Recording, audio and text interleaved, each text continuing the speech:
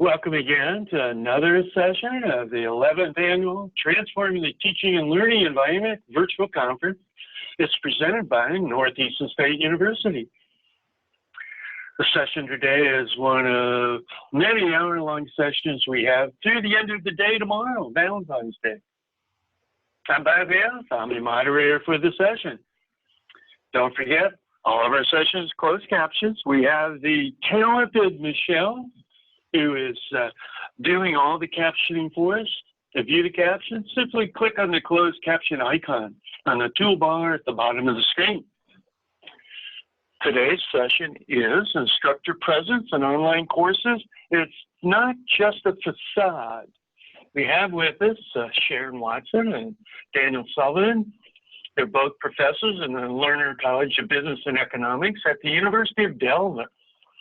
Sharon teaches strategy and international business, both online and face-to-face.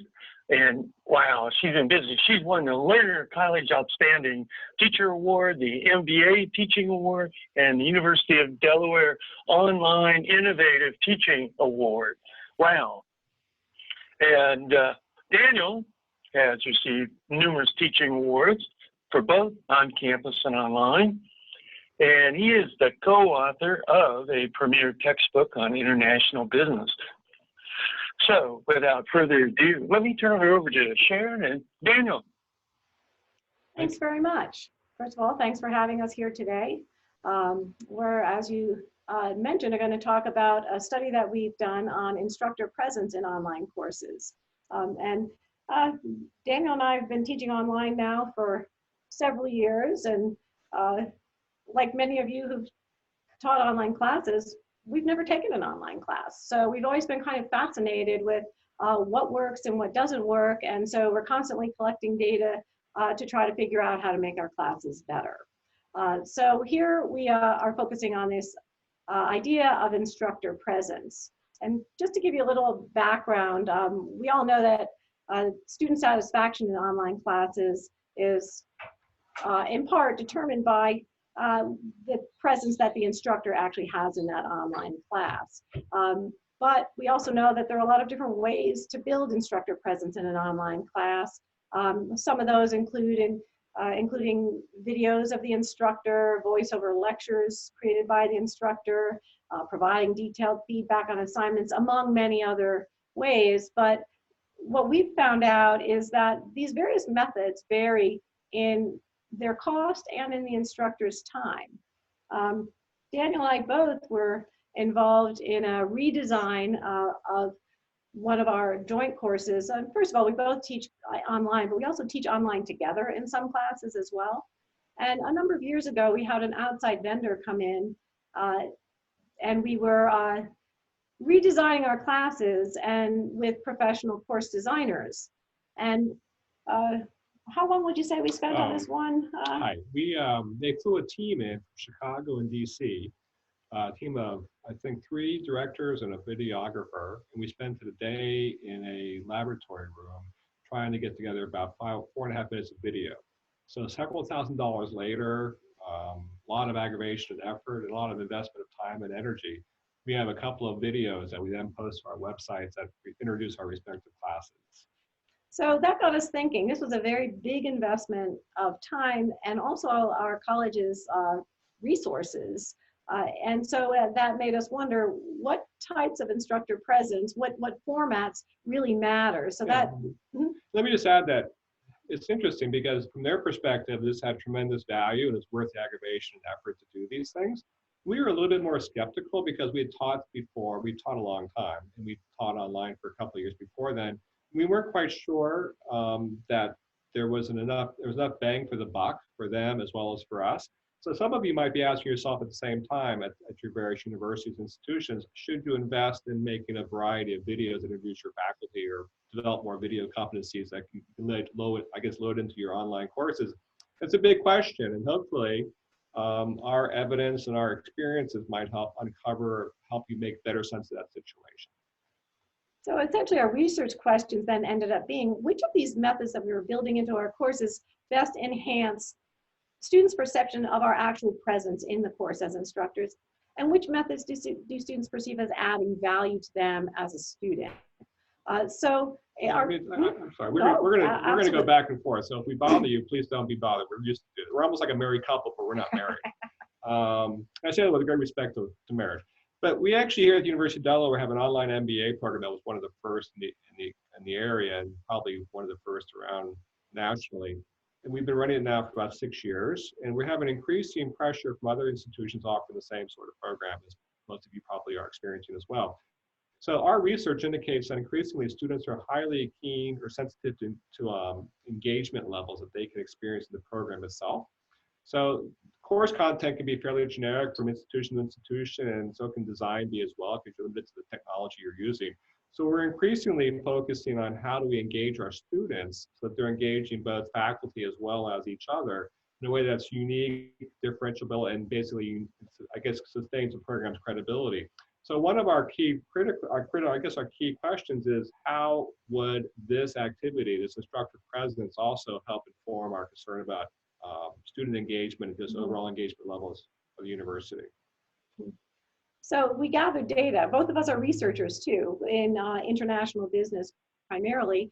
So we always want to see what the data says. So we decided to collect a lot of data. So over a number of semesters, we collected data from my class, a class that I teach on my own. It's a 7-week online MBA capstone course. We collected data through post-course student surveys, as well as some of the in-course analytics in our LMS, which we use here, which is Canvas. And our course design included a number of different methods of enhancing instructor presence. So the types of things that were included in this particular course in each offering, each of those 7 offerings included, and I'll run down each of these individually. First was we included, as many of you probably do, an instructor's introduction post on a discussion board. And that looked something like this. There was a discussion board in Canvas. We all posted, all the students posted, and I posted my introduction, a little bit about my professional experience as well as my academic experience, and of course, mentioning my family and my dog to personalize that a little bit. We also included those professionally shot course introduction videos that we were mentioning before that kind of spurred this research study. And just to show you what those looked like, I'll show you about 25 seconds of the overall course introduction video here.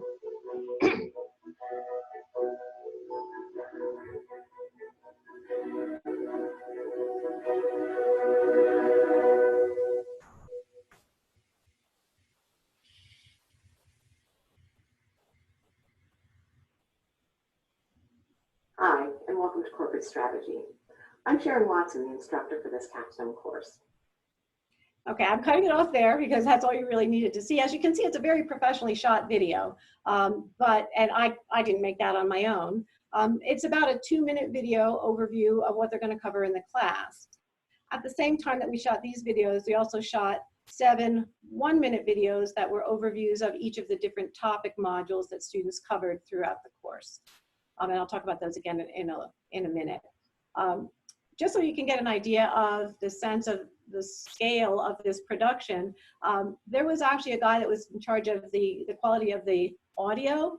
And as you can see, this was shot with a window to the outdoors behind. And at one point we had to halt production, and that guy was outside beating the bushes to try to get a cricket out of there that was making too much noise. So that was the level of quality that they were looking for in these videos. So to move forward, there was also an instructor's bio page that they had me add to the course, which was basically linked out to my bio page on our website, the Learner College website. There were another form of instructor presence was that we include in all of our courses is at least a weekly message going out to students to try to inform them of what's new that's coming up in the next week, how to wrap up the current week that they're involved in, to basically keep them on track and keep them informed, of course, ongoing activities. And it looked something in the Canvas LMS, it looked something like this, an announcement that came out usually on Sunday evenings was when I sent them out in this particular course, wrapping up the last module, moving on to the next. That came from me. As I mentioned, there are also those professionally shot topic introduction videos, whereas the course introduction was about 2 minutes. These were each about 1 minute for each of the 7 course modules. Also in this class were instructor prepared content lectures, just a couple second video example. Many of you probably have some of these as well. How do we identify that pattern of actions that makes up a company's strategy? Okay, as you can see, it's my voice on there. So every time they see one of these lectures, they're hearing my voice again, adding to that instructor presence. Another element of instructor presence that we see in the research that we tried to include in our classes is quick responses to individual student questions. And so again, here's just an example of an email from a student followed up with my response. And then finally, the other element we included in this particular class was individual feedback by the instructor on both individual student and team assignments. And again, it was a rubric followed by narrative comments personalized to that particular student or team. So all in all, we included these basically 8 forms of instructor presence into this particular class. And in the course that Daniel and I teach together, we have most of these as well as some other forms that we didn't include in this particular class. So what we wanted to know from here was, what do students have to say about these particular methods? So one of the questions we asked at the end of the class was, to what degree does each of these methods increase the presence of the instructor in the class? And from high to low, you can see that there was a clear difference in how much each of these different elements added to the instructor's presence, with the highest degree of presence being added by things like responding to my questions. I asked a question, there was actually someone there that responded. There was someone who gave me feedback on my assignments. Those weekly update messages were acknowledged, they were from the instructor. They helped them keep on track in the course. The course content lectures, which were those narrated PowerPoint that I gave you a quick snippet of, those seemed to matter too. And on down the line. What mattered a little bit less were things the introduction post, the course intro video and the topic intro videos. In particular, the topic intro videos went down quite a bit. The degree to which those introduced instructor presence, which I'll show you in a moment why.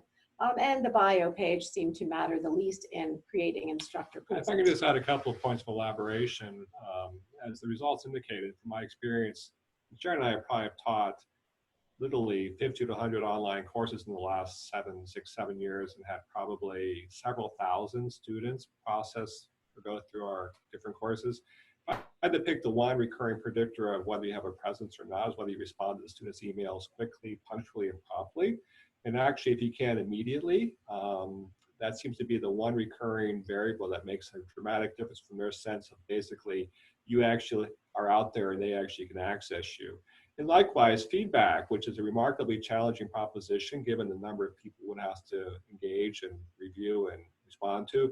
For some, it can be a momentous event in their day to actually receive feedback back from the professor. So the other day I shared an email I received from a student that I'd never seen before.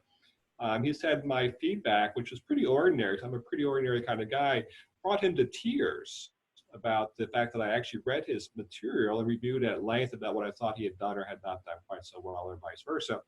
And he said, I'm sitting at my desk almost about to cry. I'm thinking, okay, I'm sorry about that, but also in the same way, gratified by it as well. And by the way, he cried tears of joy because someone actually was responding. Yeah, someone actually acknowledged my existence. So Mm-hmm. If you're not careful, and this is my own supposition, is that increasingly it's an isolating experience to be in an online course. We develop means to try to engage each other, both us to them and them to them, but they're still by themselves, isolated in their particular media bubble or their particular zone.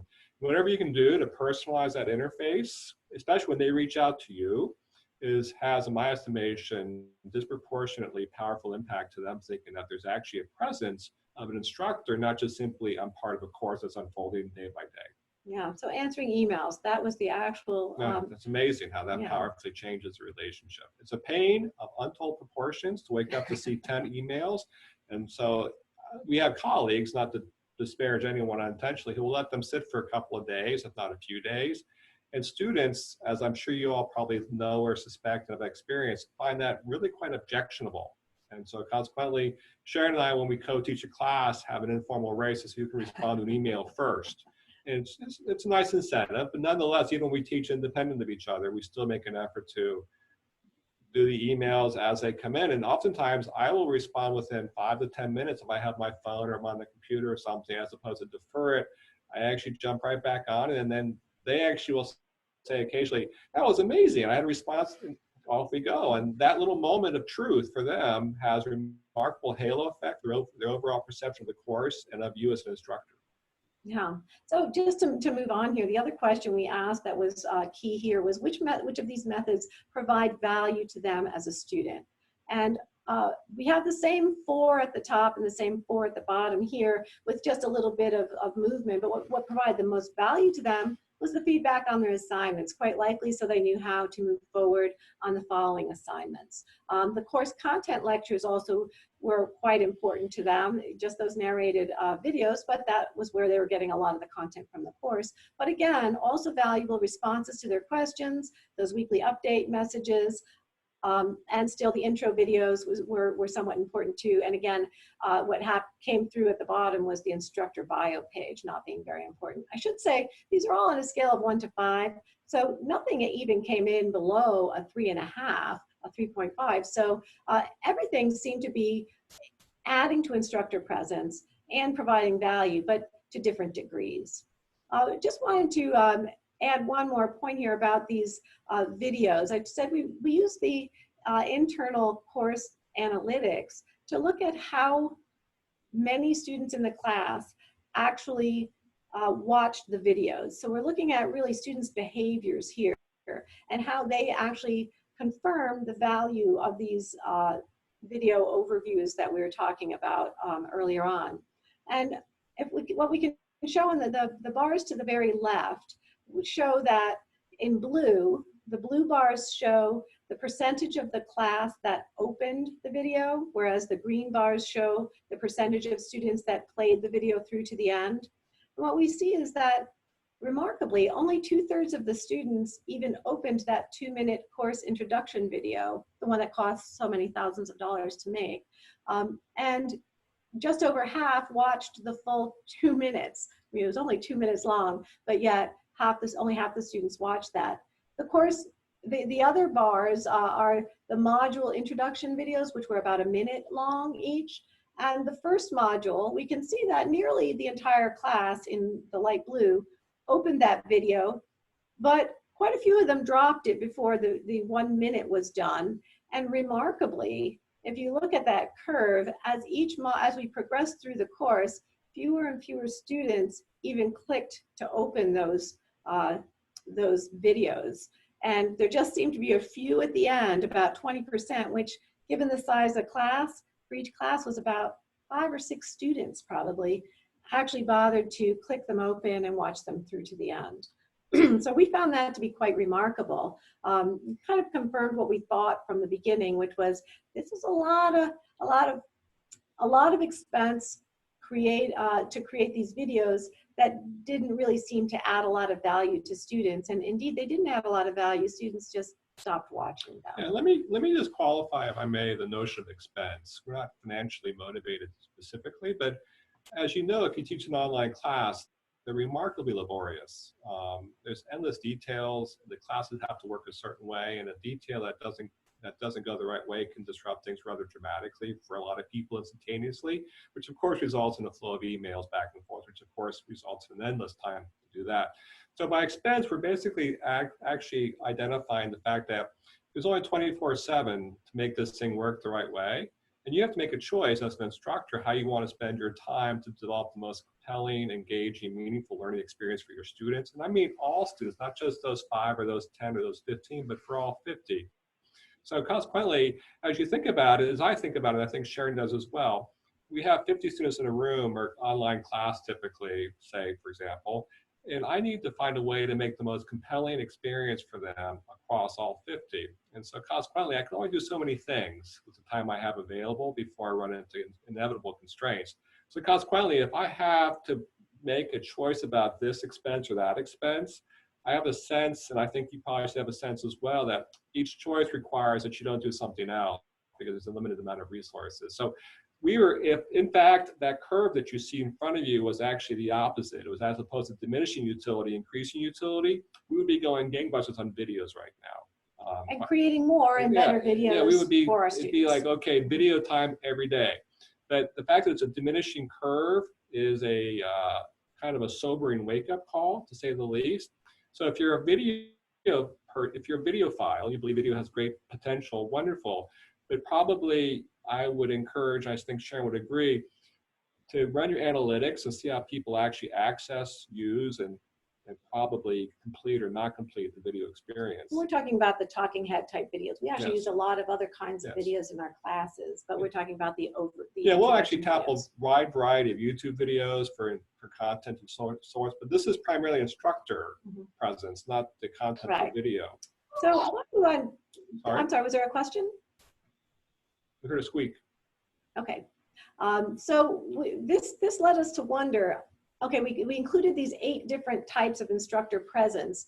Are students looking at them in different ways? Is there an underlying latent factor structure to these different methods? So we collected even more data in more sections of the class and ran factor analysis on these 8 different methods. And we did indeed find that there's actually a very, very strong 2-factor structure to the data.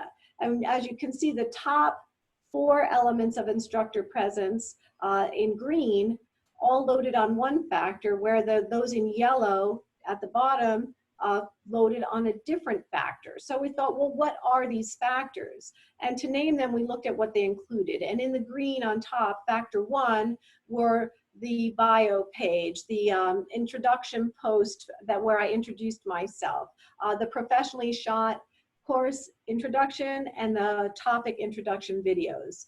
Whereas in yellow, what we saw on factor 2 were things like that weekly update message to keep them on track, the content lectures, our responses to individual student questions and emails, and feedback on assignments. So what we realized was that down below in yellow, those were real substantive types of instructor presence, where we were providing substance to the students. So we called that substantive presence. And the green were more stylistic types of instructor presence. So these 2 very different types of presence were in the class, and students did perceive them that way in the way they answered these questions. So with respect to stylistic presence, it was those elements like the introduction video, the topic introduction videos, the bio page, a lot of what would be very stylistic elements to a class, whereas the substantive factor structure was those things where we were really responding more individually to students about their questions and concerns. We were providing them content and feedback on their work, and as well that weekly update on how to navigate the class, what they needed to get the work done in this class. That led us to think, well, which of these matter more? Is there any statistical difference between stylistic and substantive instructor presence? Oh, and we also ran the same factor analysis on the question of providing value to students and found the exact same factor structure that fell into this stylistic versus substantive presence. And then in terms of were they statistically different to students, we found that yes, they were. So in that first set of questions, do these methods increase the instructor's presence in the class? We created new constructs of stylistic presence and substantive presence from those items, which by the way had very high internal reliability through the Chromebox Alpha. And we found that, yeah, substantive presence over on the left had a greater impact on instructor presence in the course than did stylistic elements. And that was significantly different at a high level of significance. On the right was the question about which methods provide value to the student. And again, we see the same pattern, that the substantive presence construct made up of those 4 items provided significantly greater value to students than did the stylistic presence. Again, highly significant level of difference.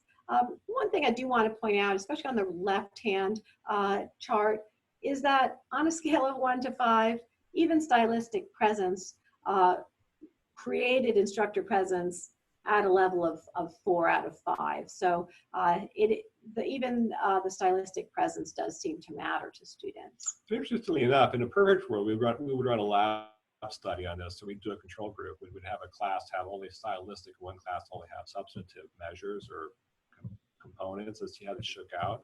So there's an interaction effect there, and as Sharon just alluded to, the stylistic still has value. And it has value also expediently as well, because it's a once and a done activity. You make one video and it lives forever. You make one introduction message and it lives forever. The substantive is an ongoing workflow process, where as emails come in or questions arise, you have to deal with those. And as your class changes, you have to reset your announcement structure or so forth and so on. So there is a trade-off that I think you have to kind of equilibrate in your own little world about how you balance the stylistic versus the substantive. And if I was in a situation where I had a lot of time and was going to make a big effort, I would probably emphasize substantive. But if I was running short on time and the class was unfolding quickly, then I would sure try to add some stylistics once and done activities to make a difference on some level. Ideally, though, there should be both, and we try to do that. But if I had to, if you pushed me and made me say, what's my call? The data tells me I should go with substantive as a way to make the greatest possible impact and develop a presence with my students. So our overall conclusion, and we do have a few more slides after this though, is that instructor presence is not just a facade. Those stylistic facades do matter, but students value the substantive instructor presence elements over the stylistic presence. So just to kind of give you a little bit more about our study, some of the limitations that we have in the data we collected are, first of all, we didn't include all methods of building instructor presence into this one course from which we pulled this data. For example, one of the things we didn't do in this particular class was engage in the discussion board discussions, where some instructors do, some don't. That was just one thing we happened to not include in this particular class because we couldn't do everything. Also, this is an online MBA program, and many of you out there are probably teaching students much different from graduate business students. So some of our findings may not be generalizable to other samples, because these are working adults. Most of them work full-time. They're taking online classes at night or on the weekends. They've got very big work and family commitments. So they need to really focus on what they need to do to get this particular task off of their to-do list. Yeah, let me just add as well that to them it's a transaction. And so we take a very transactional approach as well, that I give them X and they give me Y, and we complete the process, we move along through the course. And that's partly the business function in general, but also that carries over to the way we design and deliver our classes in the business school. So if I was over in the arts and sciences domain, for example, in sociology, I'm not sure I can be quite so transactional with my approach to designing and delivering a class. But in the people that most of the students that I have in my courses are actually working professionals. And as someone who's been in the business school education process now for close to 35 years, there's a particular mindset that we share, and we actually inculcate and socialize our students to accept as they move through the process of here and then going out to work there. So consequently, we could engage probably a much more transformational approach, but it would probably not appeal to our students who are much more transactionally inclined, given their choice of profession and their socialization process through education. But again, so if you're teaching social, you're teaching political science, or wherever you happen to be, there's probably a critical dimension would be to identify the balance between transactional versus transformational approaches to design and delivering your class, and go with your best sense of how you interpret that dilemma.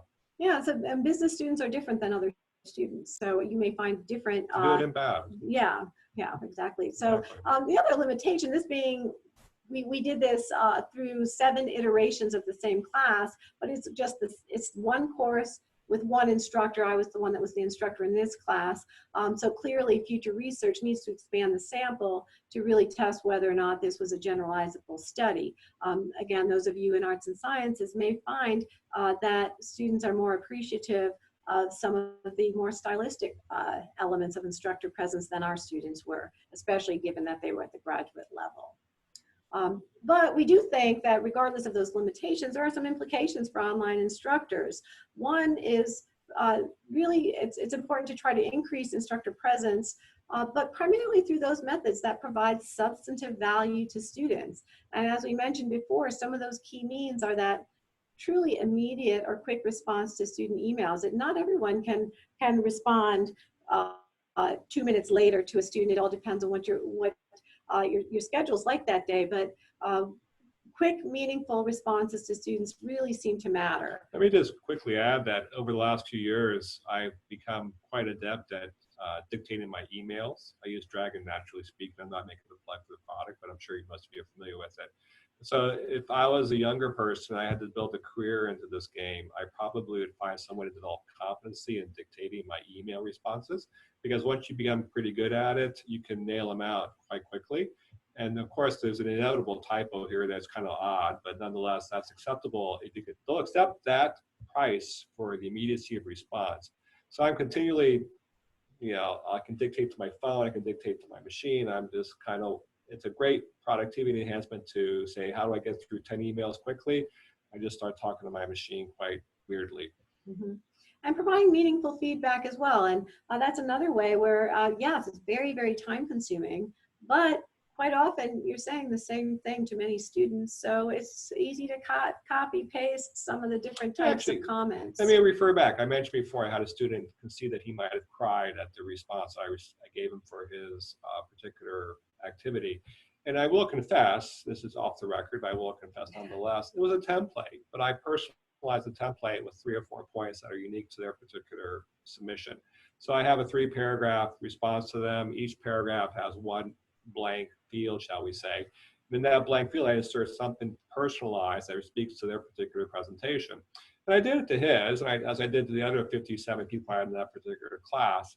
And that, but again, that was meaningful enough to him that it brought tears to his eyes. And, we hear scuttlebutt from our colleagues about how they teach the class, what they do, and it's always interesting because it's never quite systematic. So I will kind of say it's a little bit innuendo on some degree. But some people that we have heard of provide almost virtually no feedback, or I'll still rely upon their TAs to provide feedback. And that's why we don't. The name of the study is not TA presence, it's actually instructor presence. And I think you can choose to delegate tasks to your TA, but we actually have a very strong aversion. So on Canvas, those who are familiar with it, if a TA completes an evaluation and provides substantive commentary, their name goes on that response to the students. Only those people, only the person who completes that field in the Canvas response structure earns the right to have their name attached to that comment. So you can have your TAs do it. We actually have relied upon TAs occasionally, and we'll say, okay, you'll post it, but you'll not submit it. We'll go back and look it over, and then we discovered it really wasn't all that wonderful, so we ended up not using it quite so much. But again, if you rely upon TAs to develop your own instructor presence, you're kind of creating a shall we say, a Potemkin-esque facade that misdirects students' identification with you as the instructor. Yeah.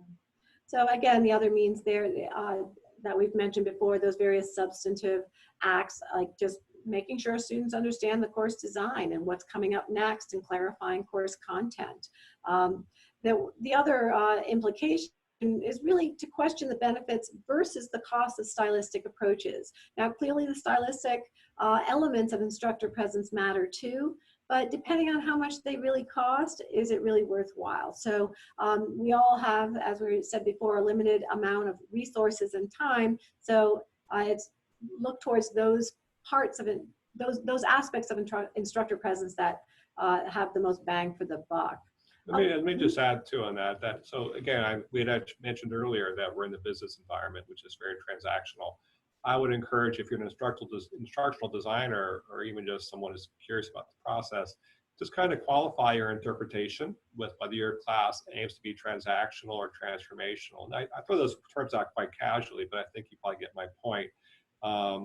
we in the business school, once again, are very much focused on end results. And so we don't typically engage in grand debates, much more like someone to say sociology would be inclined to do so. We have very discrete, precise knowledge structures, and we tend to have to engage those on our own terms. But as you mentioned, as you develop your design orientation and you design how your class is going to fold out, kind of keep in mind, as I'm not trying to sound sort of pedantic, but know your audience a bit more precisely and ask yourself, what would you expect to receive? Yeah, and you know your audience. You know your audience. We know ours, and we try to know ours. We continually survey them. And so this is just one study Sharon and I have done among many on different aspects of the online teaching experience. And it's always fascinating to me that I've been doing this. I've been a college professor now for almost 35 years. And I would actually say in the last 5 years, things changed more than they had in the previous 30 years, and even more broadly in the previous millennium. So I scare myself quite honestly by asking, if it's changed that much in the last 5, what will I be doing in the next 5? I have no idea, but I know it's scary. And just to quickly wrap up, we also felt like this had some implications for course designers and programs too.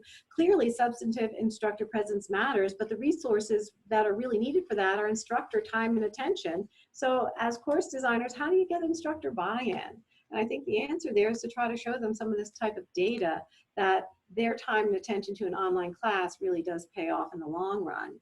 And similarly, stylistic instructor presence matters as well, but there the resources needed can be the funding for course designers as well as the funding for those kind of professionally shot videos that we showed earlier on. It can be very costly to hire those designers and create those videos. And we have one colleague who tries to circumvent this by actually including in his video for a profile an actual test question. So he games it, shall we say, by making people watch the video in order to watch the test question. And I have a sense of that, and I've talked to people about it, and I know students find that objectionable. They think they're being manipulated. So I'm not sure if there's actually a reverse feedback loop on that situation where you're making me do something in order to get to a question that could have been done a different way. And so therefore it may be productive on some level, but you run the risk, quite honestly, of alienating your student by manipulating their behavior so blatantly. And again, we teach professional students, and they're like thinking, this is not what you need to do to me at this point in my life. And so if you're trying to communicate a point that's really quite fundamental, and quite appropriately go for that game. But if it's just another point of many points along the course of the class, that's a lot of social goodwill to potentially risk to measure that one point by making them watch a 7-minute video of you talking about the world. So just to wrap things up here, again, our conclusion, instructor presence is not just a facade, and students do value that substantive presence over stylistic presence in general, although both seem to matter quite a bit. So please, at this time, if anyone has questions, comments, recommendations for us, we'd love to hear them. Hey, so I'm Eleanor, and I work at UPenn, and in our online classes in the specific program I work in, we rely on TAs quite heavily. And I guess I'm wondering, so I completely understand the reasoning that you've given for why, it's really important for the professor to do some of this. That's sometimes kind of a hard sell, as you've alluded to, but I guess what I'm thinking are like, what are some of these duties that you think maybe would be good choices for TAs in an online environment? Well, some of that I think depends on how much you're willing to let students know that it is the TA that's answering their questions as opposed to the instructor. And part of that will, I think, depend on the level of qualifications of the TA. So for example, if you're drawing from TAs that also perhaps have a terminal degree in their topic or themselves are experts, then it's probably, I think students are more willing to accept that type of feedback positively from a TA. But if it's perhaps a student TA, that might be a little bit different if they aren't quite as knowledgeable on the topic. Yeah, there's an interesting way to get around that practically speaking. And again, I'm a big believer that students pay a lot of money to go to school, typically most places, especially at Penn. And so they expect something to happen that's transformational with respect to the instructor presence relationship. So how do you make that happen efficiently is an interesting question. I think Penn uses Canvas, don't you? It depends. We're actually on Coursera in our particular. Coursera. Well, for example, here we have a workaround for the time, the workload, and the instructor presence dilemma. So say the students complete an essay evaluation for us on Canvas. Each question has its own separate response field. And then there's an actual sidebar that includes a response from the instructor, whoever signs off on that response. So we'll actually have a TA occasionally apply a template of great, good, acceptable, bad answers to that particular response field under the question, which does not attribute itself to the actual individual. But then we, as a professor, will go through and look at the actual responses in totality and provide some commentary that has our name attached to it on the sidebar function on Canvas. So you can try to find workarounds. I just think it's a very dicey proposition to rely upon TAs to serve as surrogate instructors on a systematic basis. And so I would encourage your faculty, even if it's just a moment, if it's just 1 or 2 moments of truth here or there along the path, to have some point where their name's assigned to that commentary and that goes to the students. Yeah, but that is a tricky question because at many places, including here, a lot of online teaching is done on an overload basis, yes. Or the classes have gotten so large as students have gravitated toward them, that it's very difficult to handle that many students with individual feedback. So there is a fine line there. We acknowledge that, and eventually you just run out of time and can't respond to everything. It's ridiculously tempting as an instructor to just, you could just open the spigot and teach online continually if you don't have to do any evaluations or evaluate any grading of any sort. But that, I think, ultimately demeans the product and it corrupts the process. And eventually, if we do that on a systematic basis, we're going to basically throw the baby out with the bathwater, where we have classes that are just taught by anybody at any level without any, I guess, link to your own particular position in the university. I think there's also a trade-off too, going back to your question. We found that immediate or very quick feedback, quick responses to emails is important. But if you have other things that you're doing, research, teaching live classes, doing administrative work, you can't always respond immediately. So in that case, it might be better for a TA to respond to that question immediately. And if there's further questions, the course instructor could chime in a bit later. Fair.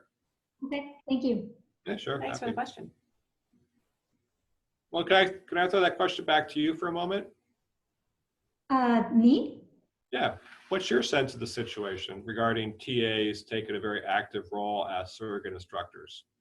My sense is that it can work, especially, so it's always very obvious, like when a TA is responding to something. So we're never in the position of having them pretend to be the professor or anything like that. No. One of the advantages is that we have very, very alive discussion boards because of it, because they can kind of jump in and be monitoring those questions. So we have really good response time when students have questions, because again, it isn't just coming to like one professor or coming to me and I have to reach out to the professor and ask them a question, or so I think in that sense, that's been one sense that I'm getting where it's working pretty well. And then, you know, obviously we do have the professors active on those discussion boards too. So you actually here at UD, the last 6 months, we switched from Canvas discussion boards, which involved our participation, to a platform called Yellowdig, which is based in Philadelphia, by the way. And I believe Penn's using it from what they've told us about their, about who's using their product nationally, which is it's basically, it mimics Facebook's social dynamic, and students take a much more active proprietary ownership of the discussion board structure. Because really the biggest time suck in my estimation for a professor is discussion board participation. You run 2 problems really quite quickly. One is it never ends. secondarily, you inevitably influence that discussion fundamentally, and they start writing for you, not for their classmates. And if they say they don't, they still do, because they know they're writing to impress you, not to impress their classmates. And to us, we took the position that the discussion board probably should be much more of a student enterprise as opposed to kind of a facsimile of a classroom debate. So we're now collecting data to try to figure out whether or not Yeah. that's been a really positive thing for students as well. So I will say, just because of the nature of what we're teaching, which is computer science, it's really hard to do that because a lot of the students are actually in the position where this is really the first time that they're encountering some of this type of material. You know, it's not necessarily students who have gone through, say, you know, a couple of years of undergraduate humanities stuff. So they sort of have a, you know, and then they're in a master's degree of like English or something. So they sort of have a grasp on it. They kind of, sometimes they really need, you know, somebody who has like a little bit more of an idea. Although Sure. students are helping each other out, which is great. See, what also qualifies that population versus ours is that in our discussion groups, there's never, the courses that Sharon and I teach, there's never the absolutely correct answer. Right. They have interpretations. Some are good, some aren't quite so good. I believe, and this is not to be presumptuous about it, I believe probably in computer science, there probably is ultimately a correct answer. There may be ways to get to it, but it's fundamentally, this is right, this is wrong, this compiles, this does not compile. In our world, we have people come from across the world in interpretations about what does this, like for example, is globalization good or bad, would be a discussion theme. And obviously you can quickly imagine there's a lot of different ways to spin that discussion theme. And so for me to go in and try to shape that discussion, I kind of betray my own sensitivities, my own biases to that, how I perceive that. And my removal lets them then do as they see fit to communicate their viewpoint. But in computer science, it would be I would have to be engaged. I understand that completely. But thanks. Anybody else? Houston, we have a problem. Did we lose him? I don't think so. His face is gone. Well, yeah, any other questions, folks? Well, I know there were some on the chat, just to pipe in. We don't seem to have access to the chat. So if anyone wants to read any of those off, or even if anyone. Oh, well, I know that one was that, and I was wondering this as well, but Cole asked how you were able to confirm that students viewed the videos and how far into the videos they were able to view it. Good question. I actually was not able to get that information myself. It was at the administrator level within Canvas. So I asked for that data and they provided it to me. And they were able to give me exactly the number of students that watched it for how long and that sort of thing. And that's probably unique to Canvas. Different LMSs probably have different ways of tracking that as well, but it wasn't available to me at the instructor level. I had to go a little bit higher to the administrator level for that data. It should be available to us, but for whatever reason, it's not. Yeah. But they will give it to you if you ask. We have our team of instructional designers that have the keys to the kingdom. Yeah. And I suspect that whatever gets done on Canvas, whatever involves a keystroke, Canvas measures that. And if they measure it, they can tabulate, it can compile and share it with you. I guess we were wondering too if anyone has other ways of infusing instructor presence in their class that we didn't really consider in this particular study. Yeah, that'd be great.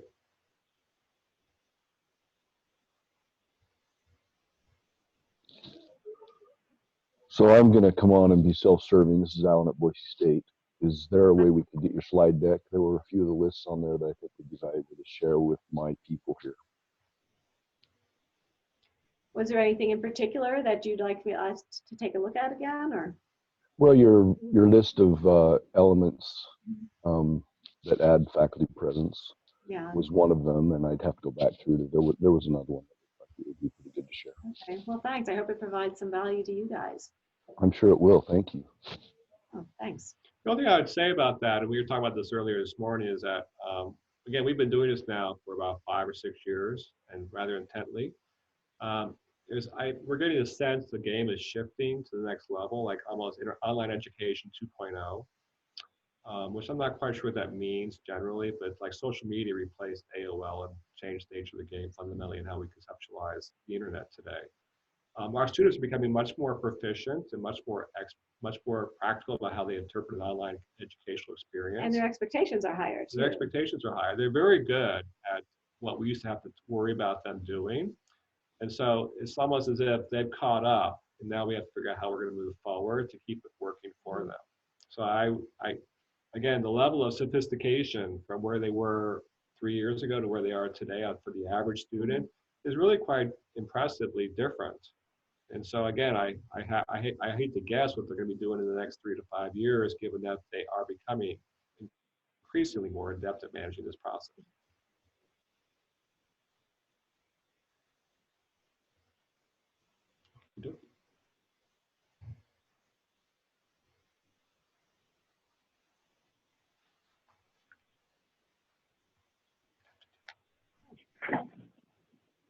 I think we're good. We're good then. This is great. Hey, that was really useful. Thank you. Certainly. Both Daniel and Sharon. Really appreciate you taking the time. Yep. Thank you. If you have any other questions that come up later, feel free to email Sharon. I'll respond immediately. Okay. Sure. Yeah, they will. Okay. Anyway, thank you guys. I'm going to stop the recording.